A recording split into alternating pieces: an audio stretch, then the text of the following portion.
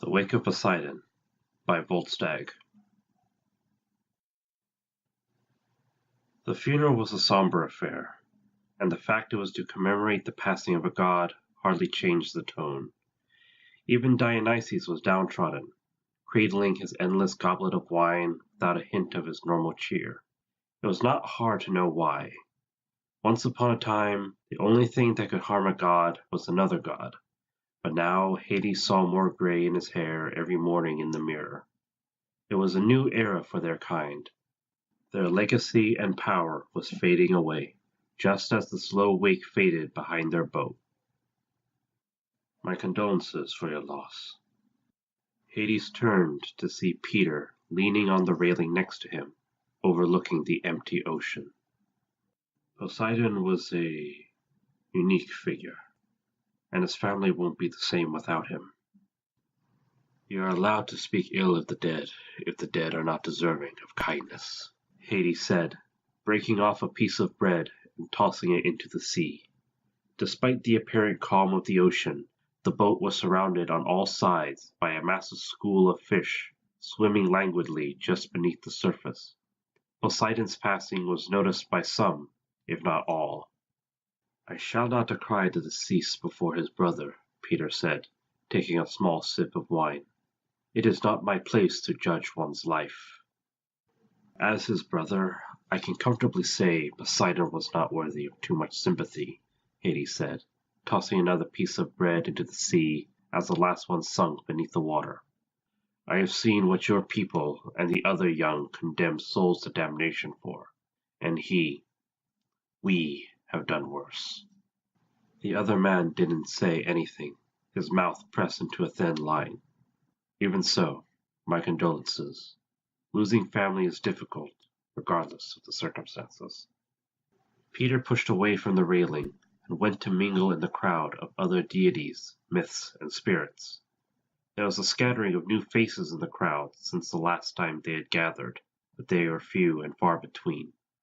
Some were young, others were not.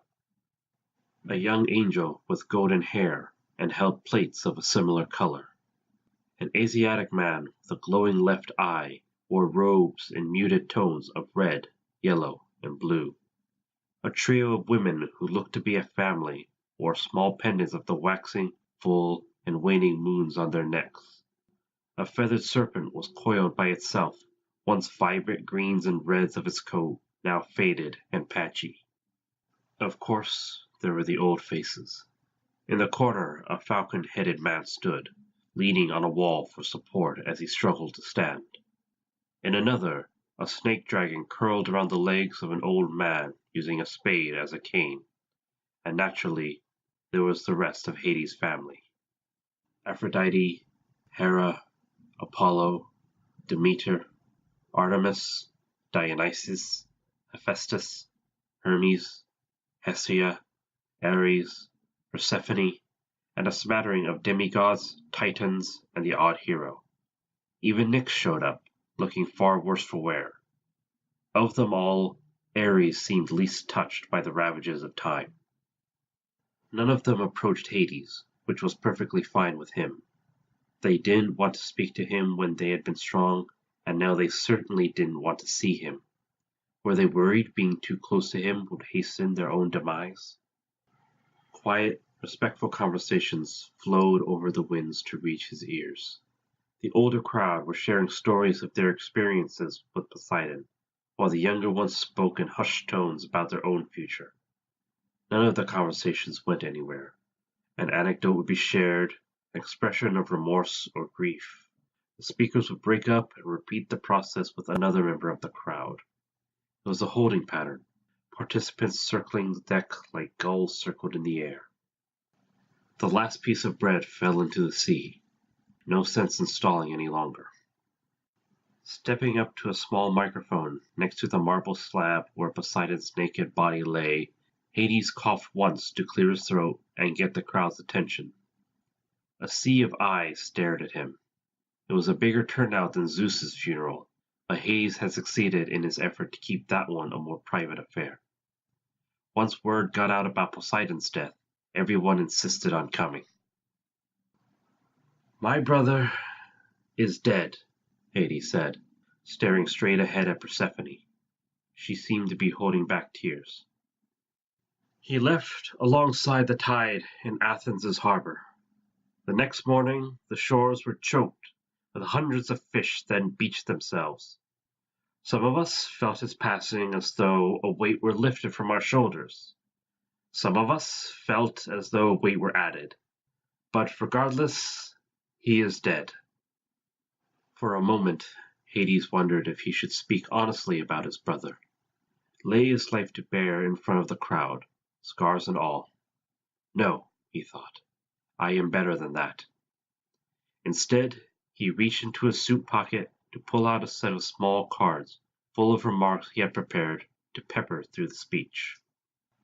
When I was with him in those final weeks, I asked him how he managed to hold on for so long. He didn't have an answer, but he knew why his vitality was fading. This boat is his personal yacht, Hades said, motioning to the ship they were standing on. It was a custom order, insofar as he asked for a glass bottom and a few extra bathtubs. Beyond that, it's a completely ordinary, average boat that anyone with money could buy. And if you look over there, you will see the beginnings of a storm. Hades pointed off the port side, where the assembled crowd could see gray clouds rolling inexorably towards them with the speed and might of a glacier. That storm will hit this boat with gale-force winds. The waves will be at least 20 feet high. Visibility will be cut down to the bare minimum, to the point where if this boat begins to sink, there's no chance of a Coast Guard helicopter seeing it in time unless they are skimming the water, Hades said, letting the words wash over the crowd. But it won't sink. This ordinary boat will be tossed about by swells, buffeted by winds and rain, and unless you are on deck, the only threat to you will be seasickness. Once upon a time, sailors across this ocean prayed to my brother to spare them from these storms. They prayed for gentle seas and favorable winds. Sometimes they even made sacrifices to him in an attempt to curry his favor. These days, humans no longer need to offer their prayers, Hades said, looking down at his brother's body. It was pale and thin, wasted away from spiritual starvation. Odysseus was one of the greatest heroes of his time, and when he provoked my brother's wrath, he was cursed to suffer for 10 years at sea. If Odysseus had this boat, there would have been little my brother could have done, except send more storms at him. If you still think that would have been sufficient, I encourage you to wait here until the cloud bank arrives. But that is not why he died. It was not the fall that killed my brother. It was the landing, Hades said, staring at the crowd. Each of them was sick in their own way. Some didn't recognize themselves, while others were trying to remember what it was like to be. To once be so great that everyone worshipped you, only to become a footnote in history, to being one entry in the list of ancient deities, to being remembered as dusty statues in museums. When you look back at what you once were and see what you are now. Most of us remember what it was like to be forgotten, but Poseidon had a long memory and remembered what it was like to be worshipped. Before his passing, he looked up at Mount Olympus and knew that even if his failing legs could carry him to the summit, there would be nothing there. The world moved on, and the mountain of the gods became a tourist attraction. Humanity no longer needed a god of the seas, or the storms, or the horses. What use is a god of horses when they invented the car? In the end, he couldn't bear it any longer. He set sail on this ship, the Monaria, and saw what the world had become without him. When he came back to Athens, he called me, begging for his brother to be at his side at the end, so that he wouldn't pass alone. In those last few hours we had alone, he seemed at peace. In the crowd, Dionysus was crying crocodile tears. A few nearby mourners reached out to comfort him, and Hades felt a twinge of disgust at his need to be the center of attention. Had Dionysus been there when Poseidon died? Had Hera, or Aphrodite, or Apollo? No, only Hades had been there. So much for family. Of course, the fall from grace filled him with bitterness, but there was also pride. Pride that the small, clever people who once worshipped him had managed to grow so mighty, he said, looking at the cards. Pride that, even though he may be weak, he once inspired sailors to grow strong. Pride that, despite everything, he left a mark on the world that would not fade, even if he did. In the end, he died just like a human, a shuddering breath, and then a cold body. The world moves on, and my brother does not. Hades shuffled the notes back into his suit pocket as the crowd bowed their heads in a moment of silence. Nyx, Thanatos, and Atropos made their way through the crowd of people to join Hades at the marble slab where Poseidon's body lay. Together they hefted the slab by the handles and carried it to the side of the Manaria. Looking over the edge, Hades could see the teeming masses of fish circling the boat. With a grunt, the four tilted the slab, and the body of a god fell into the ocean. Ashes to ashes, dust to dust, Peter mumbled from the crowd, the prayer repeated by a few others. The last ripples had barely faded away before the crowd began thinning. Some stepped out of sight, others vanished where they stood, while a few others chose more dramatic exits. The feathered serpent coiled into the sky, mist clinging to its coat as it vanished. A beam of sunlight broke through the crowds to play over Apollo, who dissolved into it. Persephone looked at Hades for a moment, as if to say something, before she too faded away with Hera. Within minutes, Hades was alone on the ship, except for Nyx, who stood next to him as they stared into the ocean. Poseidon's body had long been left behind in the wake of the Manaria, as the boat lazily sailed back to Athens. The schools of fish that had been trailing them up until then had likewise left them alone. "It was a good speech," Nyx said at last, turning away from the railing. "Better than he would have given me," Hades said, looking at the approaching storm. It seemed to have raced forward when he hadn't been paying attention, encroaching on the boat with a quiet ferocity, just like the news of their first loss. An ordinary day broken by unexpected news. "Tell me, you were there with Zeus when he passed. We never spoke much, but I want to know. Why? What got him?" "Humans, of course," Nyx said, pulling her hood up as the first tentative drops of rain began to fall. "The planes were the first blow, naturally. They encroached upon the god of the sky's domain, and there was nothing he could do to stop them." "Figured as much," Hades coughed. "What was the final straw?" "July 20th, a while back.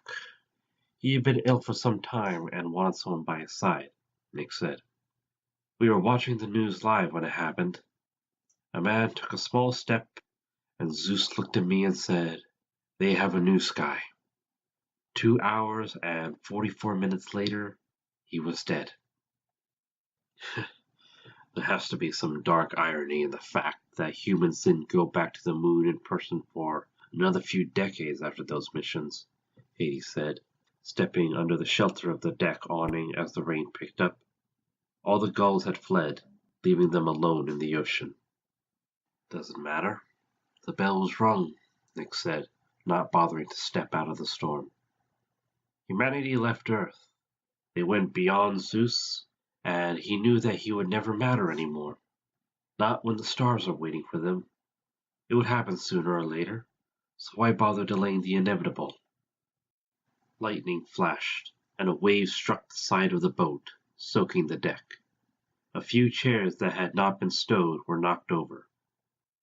"We're growing few these days," Hades said mournfully. "Even the young among us. We are relics from a time when storms were our manifested wrath. The stars turned around this world. and a cut was the death sentence. We try and adapt, but we aren't like them. We're too stagnant, too rigid, mountains being eroded by the winds of change. You sound worried for yourself, Nyx said, her soaked black robe hanging heavy off her skeletal frame. No, merely resigned, Hades said. I expect one day even death will die, and I'll die with it. That time is still far away. It was a poor attempt to console him. Zeus said the same thing when the humans first flew, but it only took 56 years for them to land on the moon. Even now, they are making strides with medicine, living longer. Diseases are being cured faster than ever. I'm not holding my breath. It'll happen sooner than I expect. It always did. So now what? Nyx said, already beginning to fade away as she prepared to return to her domain and cling onto what power she still had. I'll take a page from their book, Hades said, stepping inside the cabin of the boat out of the storm. I've had enough time as an immortal god. A simple life will be enough for me. A human life. You spend too much time with them. Of course, I had to be there for all of them in the end, Hades said, thinking back to the older days. Maybe one of them will return the favor. Maybe, Nyx said as she faded away, leaving Hades alone on his brother's yacht. Waves buffeted the hull, and the floor was soaked as water slipped through the door before he could close it. Lightning illuminated the interior in brief flashes, and thunder roared in an overture for a dead man. Even the marble slab was hidden by the torrential rain as visibility was cut down to nothing. But the boat didn't sink. The humans made it better than that.